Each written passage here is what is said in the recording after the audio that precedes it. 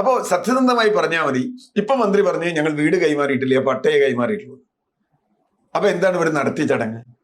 ഇലക്ഷന് മുമ്പ് ഇവർ നടത്തിയ ചടങ്ങ് എന്താ? ആ ചോദ്യത്തിന് മറുപടി പറയട്ടെ. അതാണ് ആദ്യത്തെ ചോദ്യം.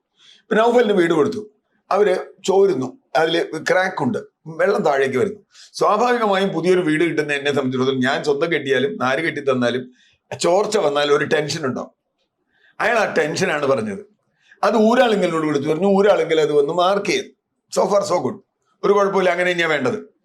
അതിൽ മന്ത്രി കയറി മാറ്റാനോ വേറൊരാൾ കയറി പറയാനോ വേണ്ട. അവിടെ ക്രാക്ക് ഇല്ല എന്നാണ് മന്ത്രി ആദ്യം പറഞ്ഞത്. ക്രാക്ക് ഉണ്ട് എന്ന് വരച്ചിട്ടതാണ് ഒരാളെങ്കിൽ. മന്ത്രി അതൊന്നും പറയേണ്ട കാര്യമില്ല.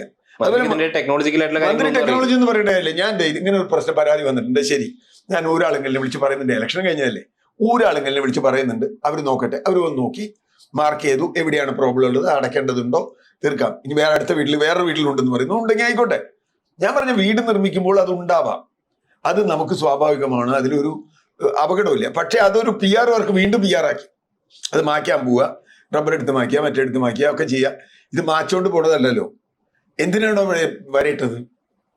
പിന്നെ മന്ത്രി തന്നെ പറഞ്ഞു ഒരു മൈനർ ക്രാക്ക്, എന്തോ ഒരു ക്രാക്ക് ഉണ്ട്. അപ്പൊ അതിനല്ലേ നമ്മൾ പറഞ്ഞുള്ളൂ. മന്ത്രി സമ്മതിച്ചു ക്രാക്ക് ഉണ്ടെന്ന്.